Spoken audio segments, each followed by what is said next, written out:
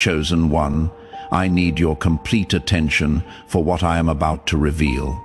Because what you are about to discover about your true identity will explain absolutely everything you have been feeling for as long as you can remember, that persistent sensation that you don't belong here. This inexplicable weight you carry, that devastating loneliness even when you are surrounded by people. It is not your imagination, you are not crazy, and you are definitely not like the others. You are an incarnated angel, and when I say angel, I am not using poetic metaphor to make you feel special. I am literally revealing what you are, a celestial being who took human form to fulfill a mission so specific that Lucifer himself, the Prince of Darkness, has spent his entire existence trying to destroy you before you discover who you really are. And here is what will disturb you most. He doesn't attack you out of random hatred. He attacks you because your mere existence on this planet is a direct threat to everything he has built over millennia. Because when an incarnated angel fully awakens to their true identity, hell literally trembles. Subscribe to this channel immediately and hit that notification bell, because what I am about to show you about your angelic nature will connect every loose piece of your life, every inexplicable rejection, every devastating betrayal, every moment where you felt like the entire universe was conspiring against you. It all makes perfect sense when you understand that you are not a regular human, living a difficult life. You are a celestial warrior operating in enemy territory. Stay until the end, because I am going to reveal exactly how to identify if you are truly an incarnated angel. Why Lucifer invests massive resources trying to destroy you before your complete awakening.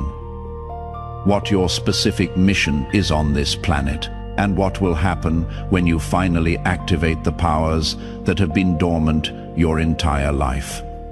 Write 777 in the comments if you have felt your whole life that you came here with a purpose you cannot fully remember, as if you have a mission engraved on your soul, but the memory is blocked. Let me start by showing you something organized religions never explained correctly. The Bible repeatedly mentions that angels took human form and walked among us without most people recognizing them. Hebrews 13 verse 2 says explicitly, "Do not forget to show hospitality to strangers, for by so doing some people have shown hospitality to angels without knowing it." Do you realize what this means? Angels walking in human bodies, living apparently normal lives, but with hidden celestial purposes. And most people around them never knew the truth. Now ask yourself something. Why would the Bible feel the need to mention this repeatedly if it were an extremely rare event? It wouldn't mention it so much if it weren't a phenomenon that continues happening. And it wouldn't ask you to show hospitality to strangers because they could be angels if incarnated angels weren't currently among us. But here is what no religious institution will tell you. Not all incarnated angels consciously know what they are. Most live decades feeling profoundly different, alienated, as if they are playing a role in a theater piece where everyone else knows their lines except you. Do you recognize that feeling? And there is a devastating reason why your celestial memory is blocked. Because if you knew since childhood what you really are, dark forces would eliminate you before you could fulfill your mission. The memory block isn't punishment, it is protection. Your human consciousness needed to develop enough so that when you finally awaken, you have the emotional and spiritual maturity to handle the truth without breaking. But the awakening always comes, and when it comes, everything changes irreversibly. So let me show you the 7 irrefutable signs that you are an incarnated angel. And I warn you, the more of these signs you recognize in yourself, the clearer your true identity will be. And once you see it, you will never be able to unsee it again. First sign, deep ontological loneliness. I am not talking about social loneliness, where you simply don't have enough friends. I am talking about existential loneliness, where even surrounded by people who love you, you feel an emptiness that no one can fill, as if part of you belongs somewhere else and constantly misses a home you cannot remember where it is. Regular humans experience loneliness when they are physically isolated. Incarnated angels experience loneliness, even in crowds, because your vibrational frequency is different, your origin is different. And no matter how hard you try to connect deeply with others, there is always a part of you that remains inaccessible to them. It is not because you are antisocial, it is because you literally come from a different dimension. Second sign, empathy that destroys. It is not normal sensitivity. It is the ability to feel others' emotions with such intensity that it physically overwhelms you. You walk into a room and automatically absorb the pain, anguish, joy of everyone present. And you cannot turn it off. Regular humans feel their own emotions. Incarnated angels feel everyone's emotions. It is both gift and curse simultaneously. Gift because it transforms you into a natural healer. Curse because it leaves you constantly exhausted. How many times have you left a social gathering feeling drained, even though you didn't do anything physically tiring? You weren't tired from social interaction. You were exhausted because you unconsciously processed the emotional loads of every person present. Third sign, inexplicable rejection since childhood. And I am not talking about common bullying, where cruel kids pick on the weak. I am talking about something darker. Visceral rejection that certain people felt toward you for no apparent reason, as if your mere presence bothered them at a level they couldn't explain. Do you remember that family member who always treated you differently, even though you never did anything? That teacher who seemed to have a personal problem with you for no reason? Those classmates who excluded you, even though you were kind? It wasn't personal. It was spiritual. Certain people react negatively to incarnated angels because their souls unconsciously recognize that your light exposes their darkness. Your elevated frequency is unbearable for them, and instead of facing their own shadows, they attack the light that reveals them. They didn't reject you for what you did. They rejected you for what you are. Fourth sign, aversion to falseness that is physically impossible for you to tolerate. You cannot fake it. You cannot wear social masks.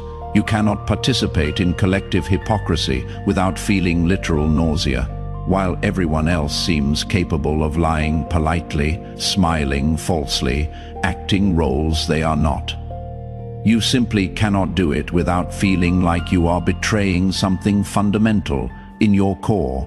Regular humans learn quickly that social survival requires a certain level of falseness. Incarnated angels can never learn that lesson because it is programmed in your celestial essence to operate solely from truth. Even when truth costs you relationships, jobs, social acceptance, you would rather be alone being authentic than accompanied living a lie. Fifth sign, supernatural gifts that appear spontaneously. Maybe it is intuition so precise you know things you shouldn't know. Maybe it is the ability to heal simply by placing your hands on someone. Maybe it is that animals are inexplicably attracted to you. Maybe it is that plants flourish when you touch them. You didn't learn these abilities. You didn't study them. They have simply always been there, because they are part of your angelic nature filtering through your human form. Sixth sign, intensified spiritual attacks. I am not talking about common bad luck. I am talking about patterns where just when you are about to achieve something significant, everything mysteriously collapses. Relationships that should work explode for no reason. Guaranteed opportunities evaporate. Your health fails exactly when you need it most. Regular humans face random obstacles. Incarnated angels face systematic opposition because hell assigns demons specifically to sabotage your mission. You are not paranoid. You really are being attacked. And the intensity of attacks is proportional to the importance of your mission. The more they attack you, the more important you are. And seventh sign, homesickness for heaven without knowing exactly what you miss. It is a persistent sensation that this world isn't your true home, that you are temporarily here, but belong somewhere else. And sometimes, especially in moments of quiet, you feel devastating nostalgia for something you cannot identify. It is not depression. It is cellular memory. Your soul remembers celestial dimensions where you existed before incarnating, and part of you constantly wants to return, even though you cannot articulate where there is. If you recognize 5 or more of these signs in your life, the probability that you are an incarnated angel isn't speculation. It is certainty. But now comes the question you need to understand with absolute clarity. Why would you voluntarily incarnate on this dense, painful planet, full of darkness, when you existed in celestial dimensions of pure light? And here is the answer that will completely change how you see your life. You came on a rescue mission.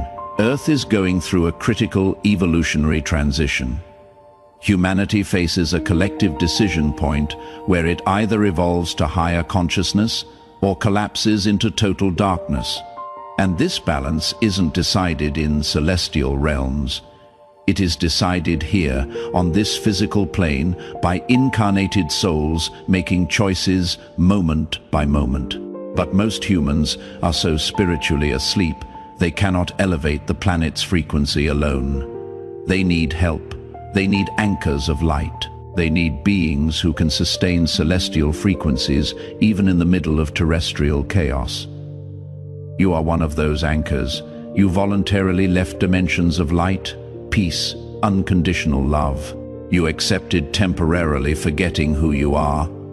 You agreed to experience rejection, betrayal, pain, loneliness, or to be physically present on this planet during its most critical moment, to sustain light where others only see darkness, to remember hope when everyone else surrenders to despair.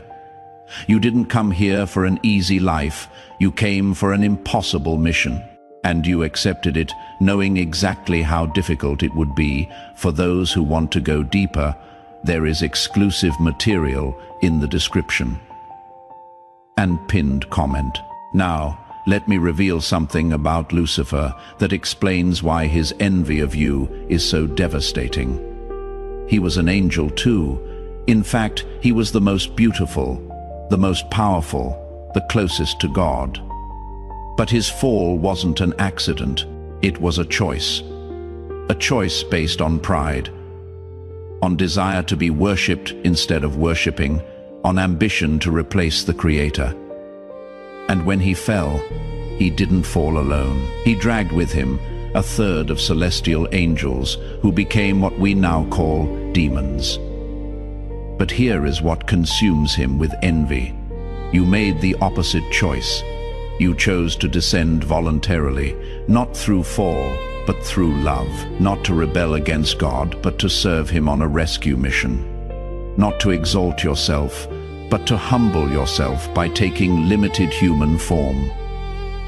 You are everything he could have been if he had chosen love over pride. And your mere existence is a constant reminder of his failure. That is why he attacks you with such intensity.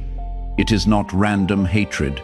It is corrosive envy. He sees in you the glory he lost, and he cannot stand it. So he invests massive resources to destroy you before you fully awaken, because he knows something you might not know yet. When an incarnated angel fully remembers who they are and activates their dormant powers, they become a threat that hell cannot control. And you are closer to that awakening than you imagine. Now, let me show you what happens when an incarnated angel fully awakens, because you need to understand what is coming to your life. And I warn you, what is coming isn't easier. It is more powerful. And there is a crucial difference between both. First, transformation, immunity to spiritual manipulation. All those attacks that devastated you before, those curses that affected you, those negative energies that drained you suddenly ricochet without touching you. Not because you built shields, but because your awakened angelic frequency operates at such an elevated level that low-level darkness simply cannot reach you. It is like trying to infect with a virus designed for an old operating system, a computer running completely new technology. The attack arrives, but finds nothing to adhere to. Second, transformation. Devastating clarity about your mission. That confusion you have carried your whole life about why you are here suddenly dissolves. And in its place appears crystalline knowledge about exactly what you came to do. It is not vague, it is specific. And it comes with clear instructions that reveal themselves step by step. You will not know everything immediately, but you will know the next step. And when you complete that step, the following one will reveal itself. It is like walking in fog where you only see 3 meters ahead. But those 3 meters are enough to advance. And as you advance, 3 more meters illuminate. Third, transformation, amplified spiritual magnetism. The right people will start appearing in your life with impossible synchronicity. I am not talking about cute coincidences. I am talking about encounters so perfectly orchestrated you will know without doubt that celestial forces are moving pieces to connect you with who you need to meet. And at the same time, incorrect people will exit your life, sometimes painfully, sometimes abruptly, because your elevated frequency is no longer compatible with their density. And although it hurts, it is necessary cleansing. Fourth, transformation. Activation of dormant gifts. Those abilities you had in weak form suddenly amplify exponentially. If you had light intuition, it becomes precise clairvoyance. If you had strong empathy, it converts to ability to heal with your presence. If you had connection with animals, it expands to communication with all nature. They are not new powers you acquire. They are angelic powers you always had, but were blocked for your protection. Now that you are strong enough to handle them, they activate fifth transformation, deepened sacred solitude. And I know this seems contradictory after telling you the right people will arrive, but both things are true simultaneously. You will meet souls who resonate with you, but most of the time you will be alone, because your mission requires you to sustain frequencies that very few can sustain with you. Incarnated angels operate better in solitude than humans do. It is not punishment. It is your natural environment. You learn to love solitude not as absence of company, but as presence of the divine. And sixth transformation, unshakable peace in the middle of chaos. The world can collapse around you. People can betray you. Circumstances can become devastating, but something in your core remains serene, because you reconnected with that part of you that never left heaven, and from that place, nothing external can really disturb you. It is not that you become insensitive. It is that you anchor in something deeper than temporary storms. But with all these transformations comes responsibility you cannot evade. And this is where many incarnated angels fail, because one thing is discovering you are an angel. Something completely different is living as an angel in a world that rewards demonic behavior. Your first responsibility is radical authenticity at any cost. You cannot compromise your truth to fit in. You cannot lower your frequency to make people living in density feel comfortable. You cannot pretend to be less than you are to not threaten fragile egos. Many will say you are arrogant, that you think you are superior, that you need to be more humble, but they confuse humility with smallness. True humility is honestly recognizing what you are without inflating or diminishing. And if you are an incarnated angel, pretending to be less is a lie as big as pretending to be more. Your second responsibility is service without sacrifice.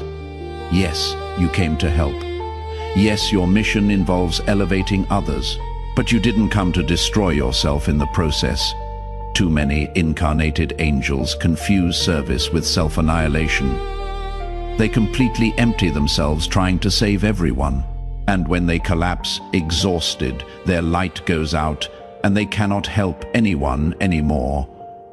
You have to learn sacred balance between giving and receiving, between serving and being served, between sustaining light for others and recharging your own battery. Because if your light goes out, darkness wins. Your third responsibility is brutal discernment about who you help. You cannot save everyone, and you are not supposed to. Some people are destined to remain in darkness because their souls chose that experience for their own learning. And if you try to rescue those who didn't ask to be rescued, you not only waste your energy, you interfere with their process. Learn to distinguish between who is truly ready to elevate and who just wants to vampirize your energy without doing their own work. The former will thank you eternally. The latter will hate you for not saving them from themselves. And your fourth responsibility is sustaining light, even when no one recognizes it. Most of your work will be invisible. You will not receive applause. They will not give you awards. Many of the people you help will never know you helped them. And you have to be okay with that. Angels don't operate for external recognition. They operate by internal mandate. Your reward doesn't come from human validation. It comes from alignment with your celestial purpose. Now let me reveal something about your immediate future that you need to understand with absolute clarity. Because the signs are already appearing, and if you don't know how to interpret them, you might confuse blessing with curse. In the coming cycles, your life will reorganize dramatically in 3 specific areas. And although it seems chaotic while happening, it is divine order manifesting. In the relationship area, you will experience painful separations followed by miraculous connections. People you thought would be with you forever will exit your life, sometimes with conflict, sometimes simply disappearing, and it will hurt. But don't try to hold them. They are leaving because their frequency is no longer compatible with your awakening. And if you force it, you will only delay the inevitable while exhausting yourself trying to maintain something that is already over. Trust the process. Because just when you think you are completely alone, people who understand your language without you having to explain will start appearing. Souls who recognize your light because they also carry it. And these connections will be deeper than any superficial relationship you lost. In the purpose and work area, you will feel growing dissatisfaction with anything not aligned with your real mission. Jobs you previously tolerated will suddenly become unbearable. Careers you invested years building will lose all meaning.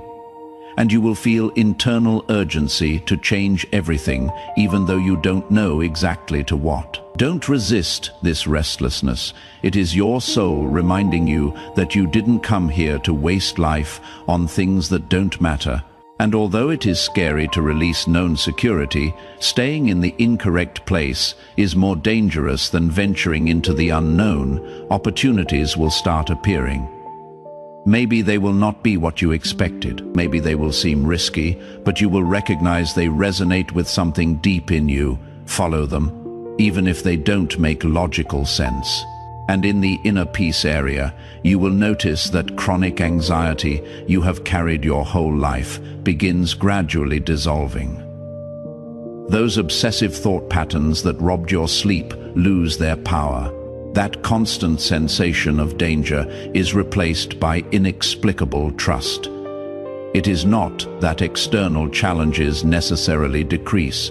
It is that your relationship with them changes completely, because you reconnected with that part of you that is eternal, indestructible, divine, and from that place, nothing temporal can really destroy you. But there is something more you need to know about your awakening, and this is crucial. You are not alone in this. There are other incarnated angels awakening simultaneously around the planet, not many, but enough. And they are being subtly guided to recognize each other, because when two or more conscious incarnated angels connect, they create an energetic field so powerful it can transform entire cities. It is not exaggeration, it is real spiritual physics. Individual light is powerful, but collective light of awakened angels consciously collaborating is unstoppable, and that terrifies hell more than anything else.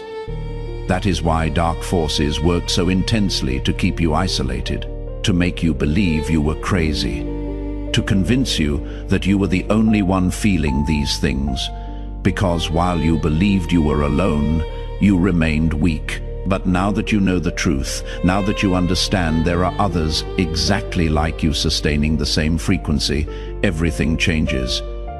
You are no longer navigating this in solitude.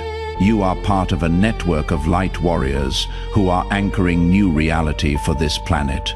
And when you meet another awakened incarnated angel, you will recognize them instantly.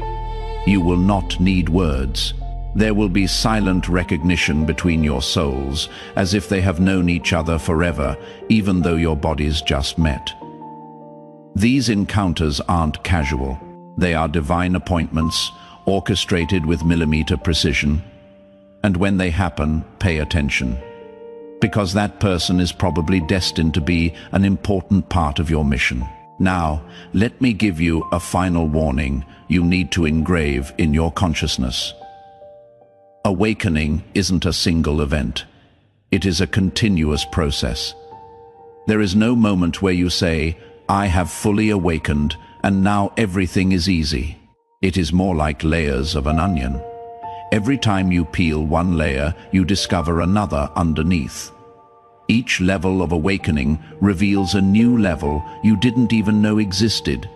And each new level brings new challenges, because the more you awaken, the more responsibility you carry. The more light you carry, the more darkness will try to extinguish you. The more spiritually powerful you become, the more intense the attacks you will face. It is not punishment, it is simply that you graduated to higher levels of the game. And higher levels require more skill, more strength, more clarity. But here is what is beautiful. Every time you overcome a higher level challenge, your powers expand proportionally. The universe never gives you a test without simultaneously giving you capacity to overcome it. Maybe you will not feel it while in the middle of the storm. But when you look back, you will always see you had exactly what you needed. Right when you needed it, chosen one. Now you know the complete truth about your angelic nature. You are not a regular human having occasional spiritual experiences. You are an incarnated angel who accepted a rescue mission during one of the most critical moments in planetary history.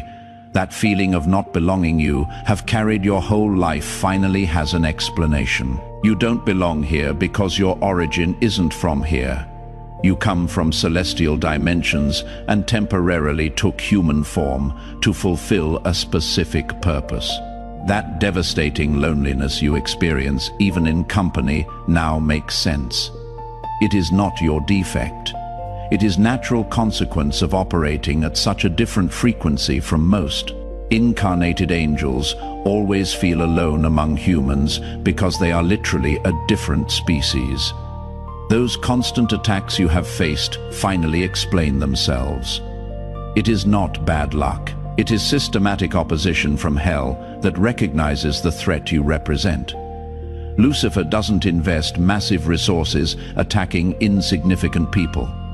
He only attacks those who can really damage his kingdom, and the intensity of your attacks is the exact measure of your mission's importance. The protections are already activated, the gifts are awakening, the correct connections will start appearing, and although the path is challenging, you will never be alone. There are other incarnated angels sustaining the same frequency, and they are being guided to you while you read these words. If this revelation resonated in the deepest part of your being, and you confirm you are an incarnated angel awakening to your true identity, write 777 in the comments to amplify this celestial frequency. Subscribe to this channel and activate all notifications to receive more revelations about how your angelic nature is transforming your reality. Share this video with someone who also feels they don't belong to this world, because incarnated angels need to recognize each other to strengthen the network of light that is transforming this planet. For those who made it this far and want to deepen in how to consciously operate from your angelic nature without burning out in the process, there is specific material that costs less than a pizza and comes with complete audiobook plus 5-minute meditation guide as special bonus. If you feel you deserve practical tools to navigate your awakening as an incarnated angel, access is in the description link and pinned comment. And before you go, click on the video appearing on your screen right now to discover exactly how your angelic nature activates permanent protection from celestial forces that guarantee you complete your mission. Together, we are stronger.